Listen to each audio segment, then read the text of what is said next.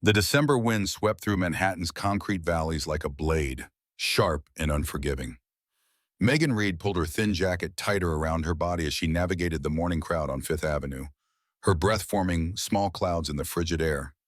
At 34, she had become an expert in the mathematics of survival, calculating each dollar, stretching every meal, making sacrifices that had become so routine she barely noticed them anymore. But her daughter noticed. Haley always noticed. The girl was 10 now, old enough to understand that new shoes were a luxury, that birthday parties at expensive venues were for other children, that saying no to field trips wasn't about permission, but about money. 3 years had passed since Thomas Reed walked out of their lives, leaving behind nothing but a forwarding address that led nowhere and debts that seemed to multiply in the darkness. Megan had learned not to think about him, not to waste energy on bitterness or regret. Survival required focus. "Morning, Miss Reed," Pete called from his station inside the lobby of the towering building on Park Avenue. The security guard had a kind face, weathered by years and probably his own struggles, though he never complained. "Morning, Pete." She stamped snow from her boots, the worn leather cracking slightly at the movement. "Brutal out there today." "Going to get worse before it gets better," he replied, buzzing her through. "Weather Service says another 6 inches by tonight." The lobby of Costa Enterprises was all dark marble and muted gold fixtures, elegant in a way that felt old rather than modern. Unlike the glass and steel towers that dominated Manhattan's skyline, this building had history. Wait, it had been here long before the tech boom, before the startup culture, before the city transformed into a playground for the very rich. The building belonged to an older New York, one that operated by different rules. Megan rode the elevator to the 22nd floor, where the Human Resources Department occupied a suite of offices decorated in dark wood and leather.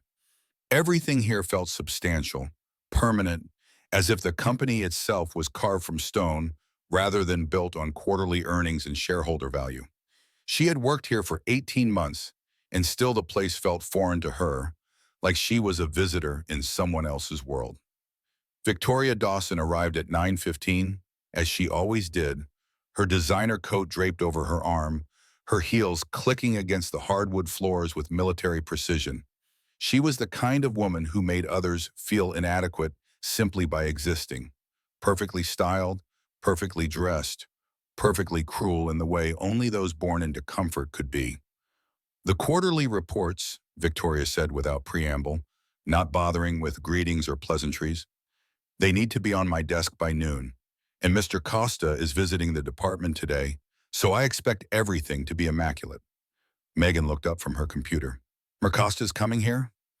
In 18 months, she had never seen Gabriel Costa. The man was a ghost, a name on paychecks and company letterhead, but never a physical presence. Employees whispered about him in break rooms, some with fear, others with respect, a few with something that looked like devotion. He owned Costa Enterprises, a sprawling operation that dealt in imports, exports, real estate development, and investments that nobody quite understood. The company employed thousands, but Costa himself remained invisible, conducting business from locations unknown, making decisions that filtered down through layers of management. "Yes, that Mr. Costa," Victoria said, her voice sharp with impatience. "He does these walkthroughs occasionally. God knows why he bothers. Just make sure the coffee station has those Italian beans he prefers. The dark roast, not the medium. He's particular about his coffee." The morning dissolved into a blur of spreadsheets and phone calls, the kind of mindless administrative work that paid the rent but did nothing for the soul.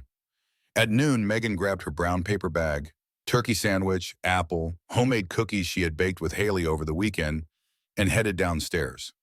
The snow had intensified, transforming the city into a white chaos of swirling flakes in obscured visibility. As she pushed through the revolving door, she nearly missed him. A man sat against the building's exterior wall, partially concealed behind a stack of cardboard boxes that provided minimal shelter from the wind. His clothes were layered but insufficient, his face hidden beneath a hood pulled low. Most people walked past without seeing him, their eyes trained on their phones or the ground, avoiding eye contact, avoiding acknowledgement, avoiding the uncomfortable reality of poverty in a city of immense wealth. Megan stopped. She couldn't explain why exactly. Perhaps it was the way he sat so still with a dignity that seemed at odds with his circumstances. Perhaps it was the memory of her own near miss with homelessness 3 years ago, when the rent came due and the bank account showed zeros, when the only thing standing between her family and the street was the charity of a neighbor who had paid for a month's rent and asked nothing in return. "Excuse me," she said, crouching down to his level. "Would you like half of my sandwich? It's turkey and cheese." Ugh. The man looked up slowly and she caught a glimpse of his face, weathered, bearded, but with eyes that were startlingly clear, a blue so intense it seemed almost artificial. There was intelligence in those eyes, and something else. Sadness, perhaps, or maybe just exhaustion. "That's kind of you," he said, his voice low and rough. Not the slurred speech of someone drunk or high, but the voice of someone who hadn't spoken much recently. "Very kind." "It's nothing, really." She handed him half the sandwich and pulled out the thermos of soup she had packed. "Chicken noodle. It's homemade. Keep the thermos. I'll get it from you later." "Why?" he asked, studying her with an intensity that made her uncomfortable. "Why help a stranger?" Megan shrugged, suddenly self-conscious. "My father used to say that kindness costs nothing but means everything. I guess it stuck with me." She glanced at her watch. She had 15 minutes left of her lunch break. "I have to get back to work. Will you still be here later?" He nodded once, a slow, deliberate movement. "I'll be here." As she turned to go, she felt his eyes on her back, watching her return to the warm building while he remained in the cold. She didn't see Victoria Dawson standing in the lobby, observing the entire exchange with narrowed eyes and pursed lips. The afternoon brought chaos in the form of an unexpected executive resignation. One of the senior vice presidents had quit without notice, and the HR department scrambled to manage the fallout. Victoria transformed into a whirlwind of sharp commands and unreasonable demands, her stress manifesting as cruelty toward anyone within reach. At 4:30, Megan's phone rang. Victoria's voice came through the line like ice. "I need you to stay late tonight. The executive team requires briefing documents by tomorrow morning." Megan's stomach dropped. "I'm sorry, but I can't. I have to pick up my daughter from aftercare by 6. They charge late fees that I can't afford." "This isn't a request, Megan. It's a business necessity." "I understand that, but I'm a single mother. There's no one else who can get her." Victoria's silence stretched for several seconds, heavy with disapproval. When she spoke again, her voice had dropped to a dangerous quiet. "Then perhaps Costa Enterprises isn't the right environment for someone with your limitations." Fear flooded through Megan's chest, cold and sharp. She couldn't lose this job, couldn't start over again. Not now. "Let me make some calls. I'll find someone to help with Haley." 20 minutes and a dozen failed attempts later, she finally reached Mrs. Wilson, her elderly neighbor who agreed to collect Haley from school. Crisis averted, but at what cost? She would owe Mrs. Wilson another favor, another debt in a life already heavy with obligations. Megan threw herself into the work, barely noticing as the office emptied around her, as the windows turned dark, as the building settled into its nighttime silence. At 7:30, she remembered the homeless man and her promise to return. Looking out the window, she could see him still there, barely visible through the falling snow, a darker shadow among shadows. Making a decision, Megan grabbed her emergency credit card, the one reserved for true emergencies, the one she had sworn not to touch unless absolutely necessary, and ordered a hot meal from the deli across the street. When it arrived, she took the elevator down, feeling Victoria's cold gaze following her from across the office. Outside, the temperature had plummeted. The wind cut through her jacket as if the fabric didn't exist. The man looked up as she approached, and she saw surprise flicker across his features. "You came back," he said. "I promised I would." She handed him the bag of food, the warmth from it already fading in the cold. "It's a hot dinner, and here," she unwound her scarf from her neck, the only warm one she owned. "Please take this too." "I can't take your scarf. You'll freeze." "I have others at home," she lied, already feeling the wind bite at her exposed neck. "Please, He accepted both offerings with hands that were chapped and red from exposure. Thank you, Miss Megan. Megan Reed. Thank you, Megan Reed. He paused as if considering whether to offer his own name. I'm Jack. Nice to meet you, Jack. She glanced back at the building, at the lit windows of the 22nd floor where Victoria was no doubt watching. I wish I could do more, but I need to get back. My boss is already unhappy with me. Why? He asked, his voice soft. Why risk her disapproval for a stranger? Megan smiled, though it felt sad on her face. 3 years ago, my husband left us with nothing. There were people who helped when I had nothing to give in return. I'm just paying it forward. She turned to leave, but his voice stopped her. The world needs more people like you, Megan Reed. Back upstairs, Victoria was waiting by her desk, arms crossed, her expression carved from stone. Did you just give company-ordered food to that vagrant? I paid for it myself, Megan replied, keeping her voice neutral as she returned to her computer. That man has been loitering outside our building for days. Security has been instructed to move him along, not encourage him. He's a human being, Victoria. It's freezing outside. It's inappropriate behavior for a Costa employee. You represent this company even during your lunch break. Megan bit back the response building in her throat. Arguing would accomplish nothing. I'll have the reports finished within the hour. See that you do.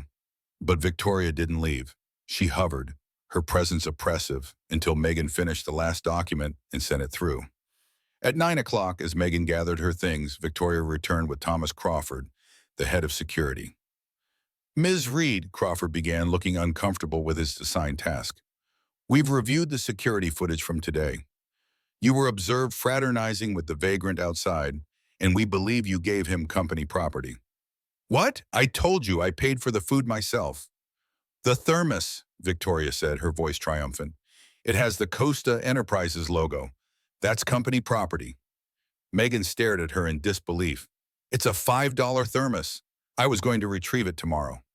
Nevertheless, company policy is clear about theft of property. Mr. Crawford, please collect her badge. Theft? Megan's voice rose, panic flooding through her.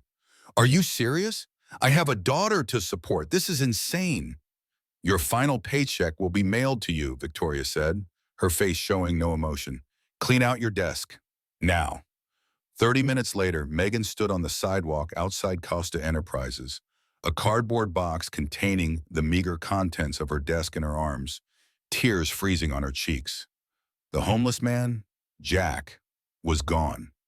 Even the spot where he had been sitting was clean, the cardboard boxes removed, the snow already covering any trace of his presence.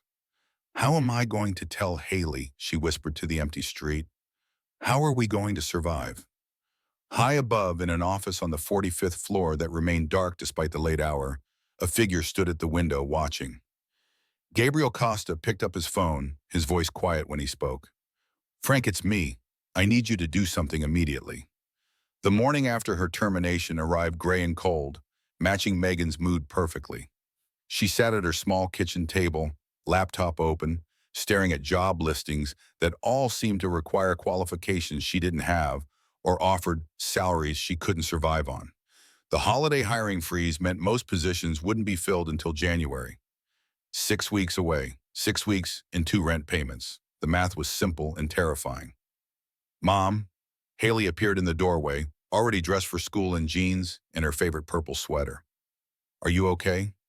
Megan forced a smile, the same false brightness she had perfected over the past 3 years. Just a little tired, sweetie. Did you pack your math homework? Yeah. Haley studied her mother's face with eyes too perceptive for a 10-year-old. You don't have to go to work today. I've got some time off, Megan said, the lie catching in her throat like broken glass. How about I walk you to school? After dropping Haley off, Megan stopped at a small coffee shop, ordering the cheapest coffee they had and sitting in the back corner to continue her job search. Her phone rang as she was scrolling through yet another listing that promised competitive salary while offering barely above minimum wage. Is this Megan Reed? Asked an unfamiliar male voice. Yes, this is she. My name is Frank Turner. I'm calling on behalf of Mr. Gabriel Costa. He would like to meet with you today at 11 o'clock. Megan nearly dropped her phone. I'm sorry, Mr. Costa wants to meet with me. Why? Mr. Costa didn't share his reasons with me, ma'am. A car will collect you at 10:30. What is your current location? Still in shock, Megan gave him the address of the coffee shop. Her mind raced through possibilities. Perhaps Victoria had overstepped her authority. Perhaps there was some procedure for wrongful termination. Perhaps, and this seemed most likely, this was just a formality before the final severance. At precisely 10:30, a black Maserati Quattroporte pulled up to the curb. The driver, a woman with sharp eyes and professional bearing, opened the door. Miss Reed, I'm Diana. Mr. Costa asked me to collect you. The car moved through Manhattan traffic with a smooth silence that felt almost eerie. Megan had expected to return to the Park Avenue building, but instead they drove to the Upper East Side, pulling up in front of an elegant limestone townhouse that occupied an entire corner lot.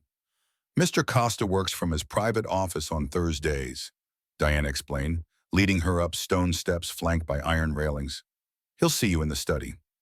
The townhouse's interior spoke of old money and older traditions, dark wood paneling, leather furniture, paintings that looked original rather than decorative. Everything was muted. The colors, the lighting, even the air itself seemed heavier here, as if the building held secrets in its walls. Diana guided her to a room lined with bookshelves, gesturing for her to wait. Family photographs dotted the shelves between leather-bound volumes. A younger man with dark hair standing beside an elderly couple in front of what looked like a Mediterranean villa. The same man on a boat, the wind catching his hair. The same man in a suit, shaking hands with people Megan didn't recognize, but who looked important. The door opened, and Megan turned, expecting to see the man from the photographs. Instead, she found herself staring at Jack. Except it wasn't Jack. Not really. The man who stood in the doorway was clean-shaven, his dark hair perfectly cut, wearing a suit that probably cost more than 3 months of her former salary. But the eyes were the same, that intense blue that had startled her on the street. "Hello, Megan," he said, his voice the same low register she remembered, but without the roughness, with clarity and authority. "Jack," she whispered, confusion washing over her. "Gabriel Costa, actually." He extended his hand. "Please, sit down." Megan sank into a leather chair, her mind struggling to process what she was seeing. You were the homeless man. I don't understand." Gabriel Costa settled into the chair across from her, his movements controlled and deliberate. "Once a year, I spend a week on the streets near my properties. It's a practice I started after my father died. He built this company from nothing, came to America with empty pockets and a willingness to work. He worried I would lose touch with reality if I only saw the world from behind a desk. So it was some kind of test," Megan said, hearing the bitterness in her own voice. "An experience," he corrected gently. "Not designed to test employees specifically. Every year I learned something different. About the city, about people, about myself." He leaned forward slightly. "In 7 years of doing this, you're the only Costa employee who has ever stopped to help me." Anger cut through Megan's confusion, sharp and hot. "And for that kindness, I lost my job. My daughter and I could lose our apartment. So congratulations on your social experiment. That's why I asked you here." His voice remained calm, but she saw something flicker in his eyes. Regret, perhaps, or shame. "Victoria Dawson had no authority to terminate you. The thermos," he reached beside his chair and lifted the familiar object. "I believe this is company property that I've stolen. Perhaps I should be fired as well." Despite everything, despite her anger and fear and exhaustion, Megan found herself laughing. It was absurd, all of it. "I doubt that would go over well." "Probably not." His expression turned serious. "Ms. Dawson's actions were inappropriate and vindictive. I wanted to personally apologize and assure you that your termination has been rescinded. You'll be reinstated immediately with back pay." Relief crashed through Megan like a wave, leaving her breathless. "Thank you. Thank you so much. However," Gabriel continued, "I'd like to offer you something more than just your old position." "What do you mean?" "Your personnel file shows you have a bachelor's degree in business administration, yet you've been working as an administrative assistant. May I ask why?" Megan shifted in her chair, uncomfortable with the question. "After my divorce, I needed stability more than advancement. Being a single parent means making compromises. I understand compromise, he said quietly. My father raised me alone after my mother died when I was 8. I know about sacrifice. He handed her a folder. This is an offer for a position as director of our new community welfare division. The salary is double what you were making, with flexible hours to accommodate your daughter's schedule. Megan opened the folder, her eyes widening at the figures on the page. This is, I don't know what to say. Your compassion yesterday wasn't just kindness, Megan. It was leadership. You did what was right despite potential consequences. That's a quality I value highly. I appreciate the offer truly. But won't people think this is special treatment? That I'm being rewarded for, she trailed off, unsure how to finish the sentence. For showing basic human decency? Gabriel's voice held a trace of humor. I hope they do think that. It might encourage others to do the same. Megan's practical nature reasserted itself. What exactly would this position involve? Costa Enterprises has always made donations, but they've been scattered, inconsistent. I want a dedicated department focused on meaningful community engagement. The first project is developing a comprehensive program to address homelessness in the neighborhoods where we operate. That's, Megan paused, thinking, that's actually a perfect fit. I thought so. He glanced at his watch, a simple piece that somehow looked expensive. I have a meeting shortly.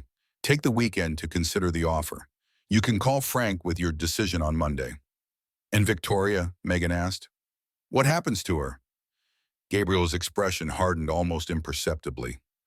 That's no longer your concern, but rest assured, I don't tolerate that kind of management in my organization. As Diana drove her home, Megan's mind whirled with possibilities and doubts in equal measure. The salary would mean security, real security, not the precarious month-to-month existence she had endured for 3 years. They could move to a better apartment, save for Haley's college, stop making decisions based solely on what they could afford, and start making them based on what they wanted. But doubt crept in around the edges. Was this offer genuine, or would it evaporate once Gabriel Costa's guilt subsided? Did she have the skills to succeed in such a position? And what did it mean that a man she had known as a homeless stranger was actually one of the most powerful figures in the city? When she picked up Haley from school, her daughter immediately sensed the change. You look different, Mom. Did something good happen? Maybe, Megan said cautiously. I might have a new job opportunity. That evening, after Haley was asleep, Megan researched Gabriel Costa more thoroughly. The information was surprisingly sparse. Born in Portugal to working-class parents, his family had immigrated to New York when he was young. His father, Manuel Costa, had built a small import business that Gabriel had transformed into the sprawling Costa Enterprises after his father's death 15 years ago. Unlike many business leaders, Gabriel avoided the spotlight. He rarely gave interviews, almost never appeared at social events, and his personal life remained intensely private. One article mentioned his annual disappearances, which his spokesperson attributed to private retreats for strategic planning. Now Megan understood the real reason. Another piece noted substantial anonymous donations to homeless shelters, food banks, and education initiatives throughout the city. The pattern suggested someone who understood poverty from personal experience, not just abstract statistics. As she closed her laptop, her phone buzzed with a text message from an unknown number. The offer is genuine, no strings attached. Trust your instincts. Do what's right for you and Haley. Somehow he had anticipated her doubts. The gesture was both unsettling and reassuring. The weekend passed in a haze of nervous excitement and careful calculation. By Sunday evening, Megan had made her decision. This opportunity wasn't just about her. It was about Haley's future and the chance to make a real difference for people who needed help. People like the woman she had been 3 years ago. Monday morning, she called Frank Turner and accepted the position. Within hours, she received an email with new employee paperwork and instructions to report to the executive floor on Wednesday. Tuesday morning brought another surprise. A courier delivered a package containing a new Costa Enterprises ID badge, business cards with her new title, and a handwritten note. Looking forward to working together. Your thermos has been officially added to your employment benefits package. GC. Inside was also a small velvet box. Megan opened it with trembling fingers, finding a delicate silver pendant in the shape of a thermos.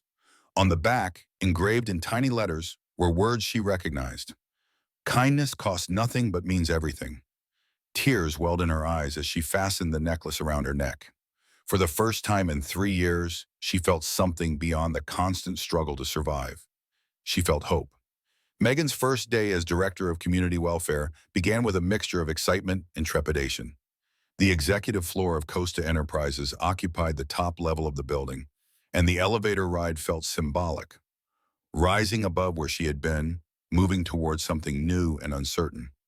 Frank Turner met her at the elevator. He was in his 50s, Megan guessed, with gray at his temples and eyes that missed nothing. "Miss Reed, welcome, Mr. Costa asked me to show you to your office and introduce you to your team." "My office?" Megan echoed. Frank led her down a corridor lined with the original artwork. Not the generic corporate pieces she was used to, but actual paintings that looked like they belonged in museums. He stopped at a corner office with windows overlooking the city. "This is yours," he said simply. The office was easily 5 times larger than the cubicle she had occupied in HR. A mahogany desk faced the door, while a comfortable sitting area with leather chairs occupied the opposite corner. The lighting was warm rather than the harsh fluorescent she was accustomed to, and everything smelled faintly of lemon and old wood. "Mr. Costa personally selected this space," Frank added. "He thought you'd appreciate the natural light." On the desk sat a new laptop, a company phone, and a small plant with a note attached. "Growth begins with a single seed.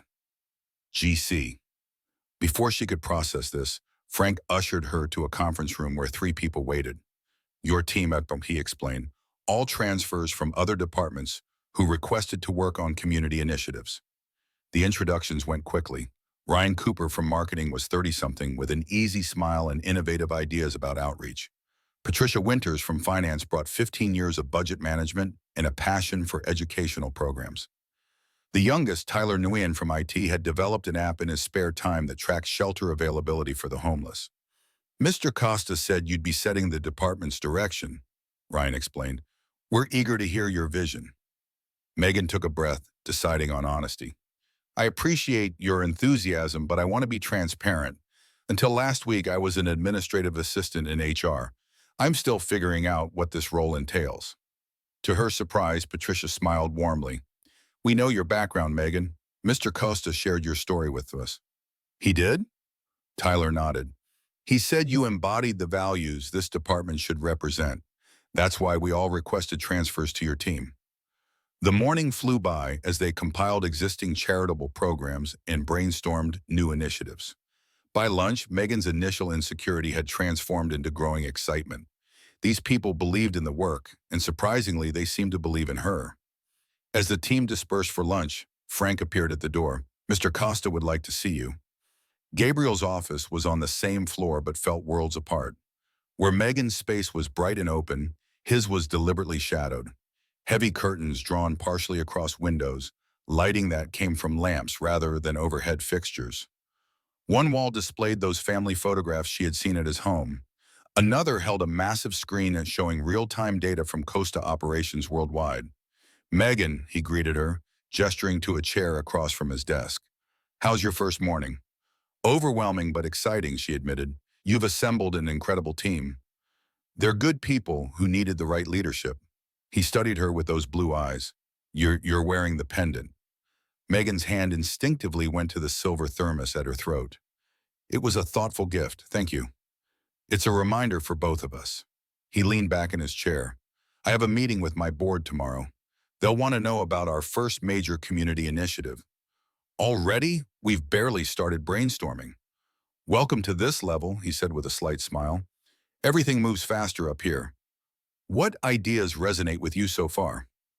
Megan considered carefully. Tyler mentioned that homeless shelters often operate in isolation. One has empty beds while another turns people away. His app could be expanded citywide, maybe nationally. "That's a start. What else?" "The biggest issue is transition housing. People get temporary shelter but struggle to move into permanent housing. What if Costa converted one of its older properties into affordable apartments with built-in job training facilities?" "Continue." Warming to the subject, Megan outlined her emerging vision, a comprehensive approach addressing not just immediate shelter needs, but underlying issues of job skills, mental health support, and reintegration into the workforce. We could partner with local businesses to provide apprenticeships, creating a clear pathway from homelessness to self-sufficiency. When she finished, Gabriel was silent, his expression unreadable. Megan feared she had overstepped. It's just preliminary thinking, she added hastily. We'd need to research costs, and it's exactly what I hoped for, he interrupted. Practical, compassionate, and systemic. Get me a basic proposal by tomorrow morning. I'll present it to the board. Megan's heart raced. That's barely 18 hours. You'll manage. His confidence in her was both flattering and terrifying. This is your opportunity, Megan. Make it count. Back in her office, Megan rallied her team. They ordered dinner and worked late into the evening, building the proposal from scratch. Around 8, Megan called Mrs. Wilson to check on Haley. We're fine, dear, the elderly woman assured her. Haley's doing homework. She's so proud of your new job. At midnight, as they finalized the presentation, Frank appeared with fresh coffee. Mr. Costa thought you might need this. Is he still here? Megan asked, surprised. He rarely leaves before midnight, Frank replied, setting down the tray. This building is his second home since his wife passed. This revelation caught Megan off guard. I didn't realize he was widowed. 3 years ago, cancer. It was kept very private. Frank hesitated. He's been different since meeting you, Miss Reed. More engaged. Whatever you said to him that day made an impression. After Frank left, Megan sent her team home and reviewed the proposal one final time. It was good, solid, innovative, and true to her vision. She emailed it to Gabrielle at 1 a.m. and headed home, exhausted but satisfied. She was awakened at 6 by her phone ringing. Gabriel's name flashed on the screen. The proposal is excellent, he said without preamble. Meet me at 7:30. The board meeting is at 8. 2 hours later, Megan stood beside Gabriel in the boardroom as he presented their initiative to 12 executives in expensive suits. She supplied details when asked, her initial nervousness giving way to passionate advocacy as they questioned the financial viability. This isn't charity, she explained, surprising herself with her confidence. It's strategic community investment. Every person we help transition from homelessness to employment becomes a productive member of society and potentially a Costa customer or employee. When the questioning ended, Gabriel asked Megan to wait outside while the board deliberated. She paced the hallway, replaying every word, second-guessing her responses. 20 minutes later, Gabriel emerged, his expression neutral. Walk with me, he said, heading toward his office. Did they approve it? Megan asked anxiously. Not exactly. He closed the door behind them. They had concerns about the scale and timeline. Megan's heart sank. I knew we should have been more conservative. Actually, Gabriel continued, they thought we weren't being ambitious enough. They've approved double the initial budget and want to implement the program in 3 cities simultaneously. What? Really? You impressed them, Megan, particularly Jonathan Torres, our most conservative board member. He said you reminded him of his daughter, passionate but practical. Relief and excitement flooded through her. That's incredible. There's more. The board wants quarterly progress updates presented by you. The implication wasn't lost on Megan. She would be regularly presenting to the most powerful people at Costa Enterprises. It was an extraordinary opportunity and responsibility. Thank you for believing in me, she said sincerely. I know you won't disappoint. His gaze held hers for a moment longer than necessary, and Megan felt an unexpected flutter in her chest. There's one more thing. He handed her an envelope. Inside was an invitation to the Costa Enterprises annual holiday gala. The gala is Friday evening. As our new director, your presence is expected. He paused. It's formal attire. Panic flashed through Megan. She didn't own anything remotely suitable for such an event. Gabriel seemed to read her thoughts. There's a clothing allowance for appropriate business attire. Frank can help with the details. The next week passed in a blur of meetings, planning sessions, and late nights. Megan's new role demanded everything she had, but for the first time in years, her work felt meaningful. She was building something that would make a tangible difference. Haley adapted quickly to their new circumstances. Megan now had the flexibility to attend school events, and they had started looking at larger apartments in safer neighborhoods. The night of the gala arrived with equal parts anticipation and anxiety. Megan had used the allowance to purchase a simple but elegant emerald green dress that complemented her auburn hair. The silver thermos pendant rested at her throat. As she checked her appearance one last time, Haley watched from the doorway. "You look like a princess, Mom." Megan laughed. "Just an ordinary person in a fancy dress." "Dad would be sorry he left," Haley said suddenly. Megan knelt to hug her daughter. "Then he did us both a favor, sweetie. We're doing just fine on our own." The company car arrived at 7. As Megan headed toward the waiting vehicle, her phone buzzed with a tip. "Looking forward to introducing you to everyone tonight. You've earned this moment. GC."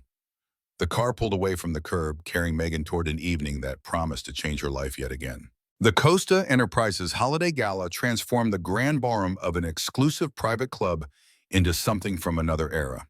Crystal chandeliers cast warm light over tables adorned with white orchids and silver accents. A string quartet played softly in one corner, while waiters moved through the crowd with champagne and hors d'oeuvres. Megan entered hesitantly, immediately aware she was in unfamiliar territory. Executives she recognized from company newsletters mingled with celebrities, politicians, and people who simply radiated wealth and power. She clutched her small evening bag, fighting the urge to retreat. "Miss Reed," Frank Turner appeared at her side, elegant in a tuxedo. "Allow me to show you to your table." To her surprise, she was seated at the head table with Gabriel and the board members. Her place card sat directly beside his, a position that drew curious glances from other attendees. "Everyone's staring," she whispered to Frank. "Mr. Costa rarely brings guests to these events," he explained discreetly. "Your presence has sparked speculation." Before Megan could process this, Gabriel himself appeared. In his impeccable tuxedo, he commanded attention without effort. Several people attempted to intercept him, but he moved purposefully toward Megan. "You look stunning," he said, his gaze appreciative but respectful. "That color suits you." "Thank you," she replied, touching the thermos pendant self-consciously. "Everything is beautiful." "Just window dressing," he said dismissively. "The real purpose is connecting with people who can further our mission. Come, there are people you should meet." Throughout dinner, Gabriel introduced Megan to influential figures who could support their initiatives. She spoke passionately about their plans, her nervousness forgotten as she advocated for the cause. "You're a natural," Gabriel murmured as they returned to their table. "Everyone is impressed." "I just believe in what we're doing," she replied honestly. As dessert was served, Gabriel was called away. The woman seated on Megan's other side leaned over with a calculating smile. "So you're Gabriel's new protege. I'm Caroline Torres. My husband Jonathan is on the board." "Lovely to meet you," Megan responded politely. "Gabriel has quite the history of mentoring promising young women," Caroline continued, her voice dropping conspiratorially. "His late wife was his assistant once, as was the girlfriend before that." Megan's smile froze. "I'm sorry?" "Oh, don't look shocked, dear. It's a pattern. Gabriel finds talented women in lower positions, elevates them professionally, and then—" She trailed off meaningfully. "The board calls it the Costa promotion. It never ends well for the women involved." Discomfort crawled up Megan's spine. "I think you've misunderstood our relationship." Caroline patted her hand condescendingly. "That's how it always begins. Just be careful. When it ends, and it always ends, the women tend to leave the company soon after." The woman's words cast a shadow over the remainder of the evening. Megan observed Gabriel more carefully as he moved through the crowd. He was charming with everyone, not just her. Was that evidence against Caroline's insinuations or confirmation of practiced technique? When dancing began, Gabriel returned. "Would you care to dance?" he asked, extending his hand. Her hesitation must have shown. "Is something wrong?" "Not at all," she lied, accepting his hand. On the dance floor, Gabriel was a confident lead, guiding her effortlessly among other couples. "You've been quiet since I returned," he observed.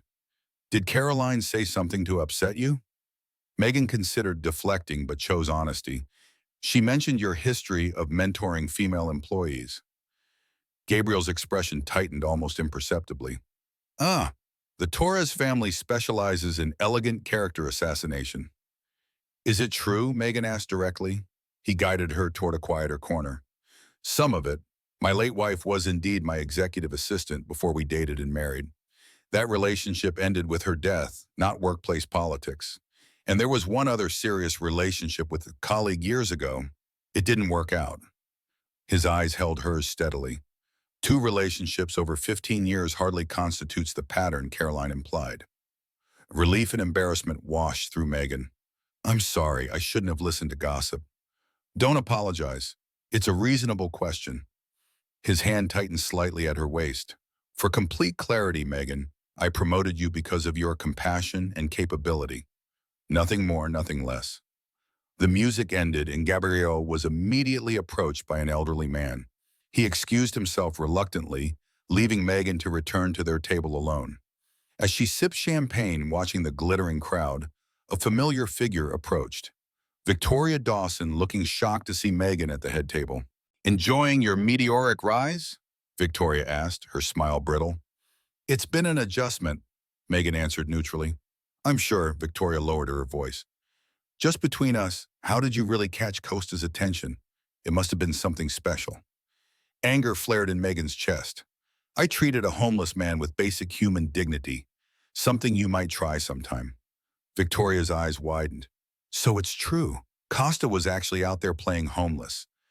Everyone thought it was a bizarre rumor. I have nothing more to say to you, Megan replied, turning away.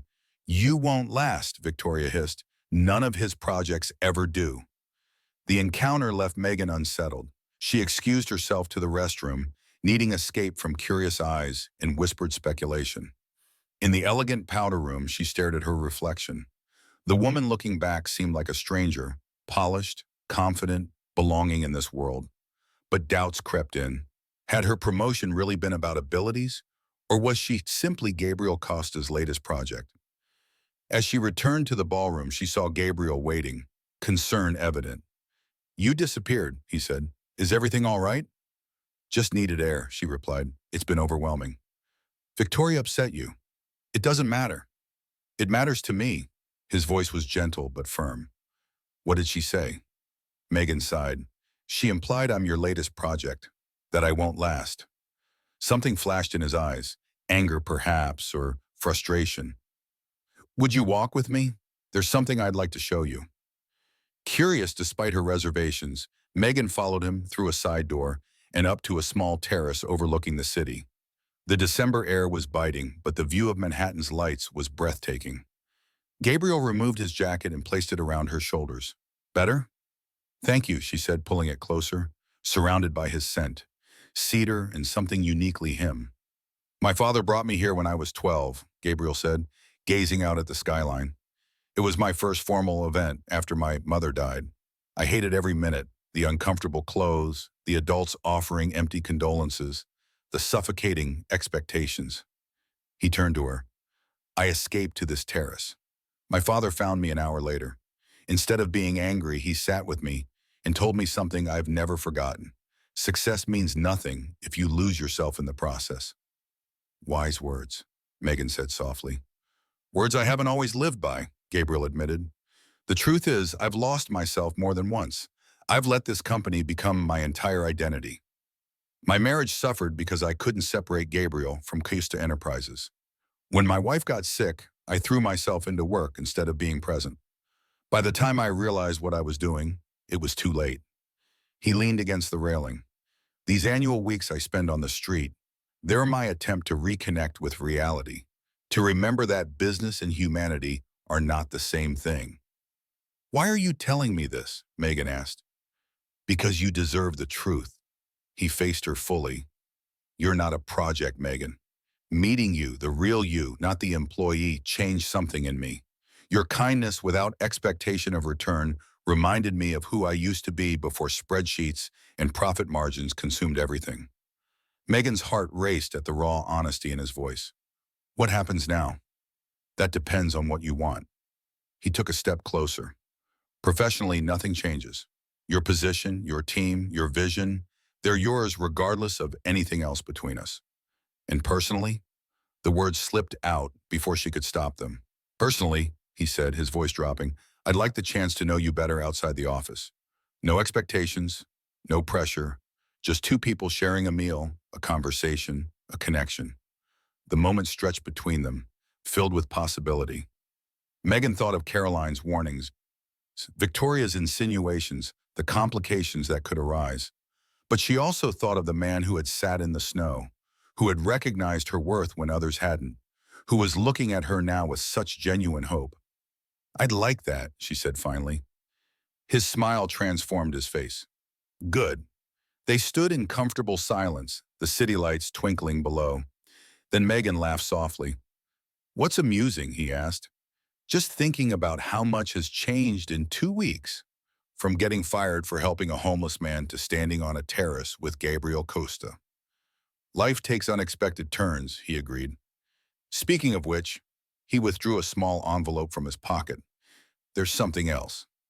Inside was a deed to a condominium in a family-friendly neighborhood near Haley's school. What is this? Megan asked, confused. Part of our new employee housing initiative, key personnel receive housing assistance as a benefit. The monthly payments are substantially reduced and go toward eventual ownership. Megan stared at the document. I can't accept this.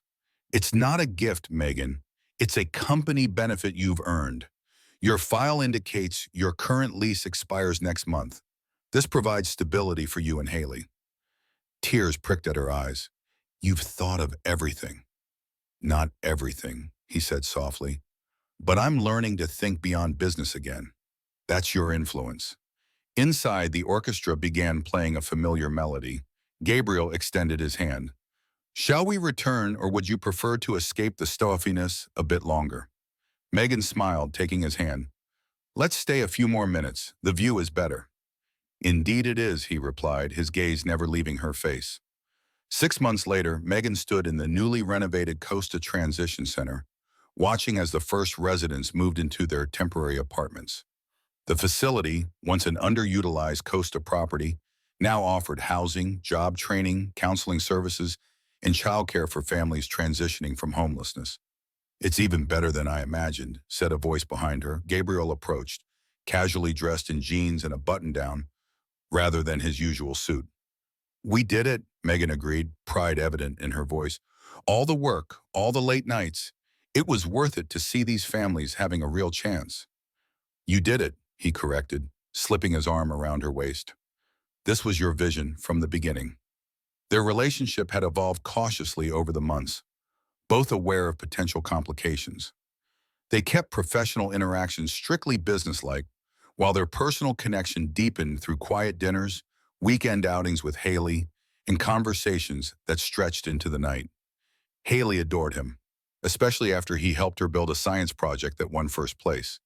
And Megan had found in Gabriel something she'd never expected, a partner who respected her independence while offering unwavering support. I have something for you, Gabriel said, reaching into his pocket. Another company benefit? She teased. No, this is entirely personal. He handed her a small velvet box.